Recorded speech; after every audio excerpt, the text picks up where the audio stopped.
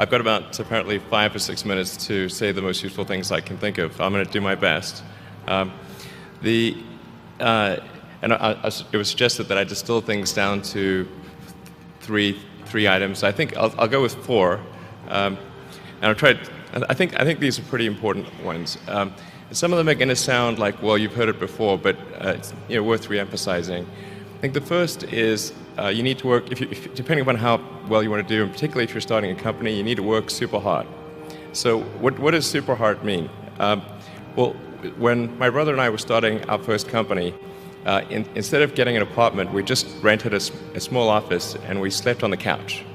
And we showered at the YMCA, and we're so hot up we had just one computer. So the website was up during the day, and I was coding at night, 7 days a week, all the time.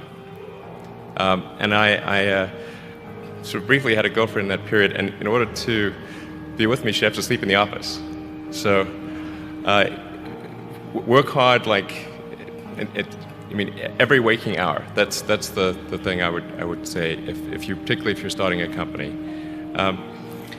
And I mean, if you do simple math, say like, okay, if somebody else is working 50 hours and you're working 100, you'll get twice as much done in the course of a year as the other company.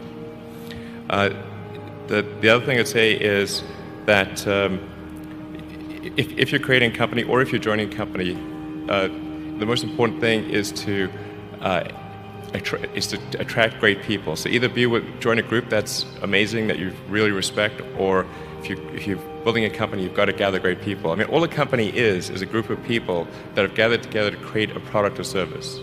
And so depending upon how talented and hardworking that group is, and the degree to which they are focused cohesively in a good direction, that will determine the success of the company. So do everything you can to gather great people if you're creating a company. Then I'd say focus on signal over noise. A lot of companies get confused. They spend money on things that don't actually make the product better. So, for example, at Tesla, we've never spent any money on advertising. We put all of the money into R&D and manufacturing and design to try to make the car as good as possible. And I think that's the way to go. So for any given company, just keep thinking about, are these efforts that people are expending, are they resulting in a better product or service? And if they're not, stop those efforts. And then the final thing is to sort of don't just follow the trend. So you may have heard me say that it's good to think in terms of the physics approach or first principles, which is, rather than reasoning by analogy, you boil things down to the most fundamental truths you can imagine, and you reason up from there. And this is a good way to figure out if something really makes sense, or if it's just what everybody else is doing. It's hard to think that way. You can't think that way about everything. It takes a lot of effort. But if you're trying to do something new, it's the best way to think. And that framework was developed by physicists to figure out counterintuitive things like quantum mechanics. So it's really a powerful method.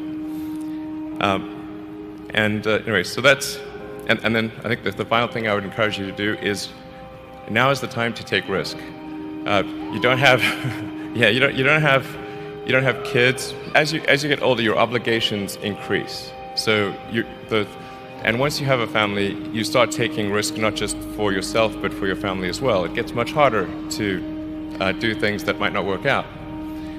So now is the time to do that before you have those obligations. So I would encourage you to take risks now. Do something bold. You won't regret it. Thank you.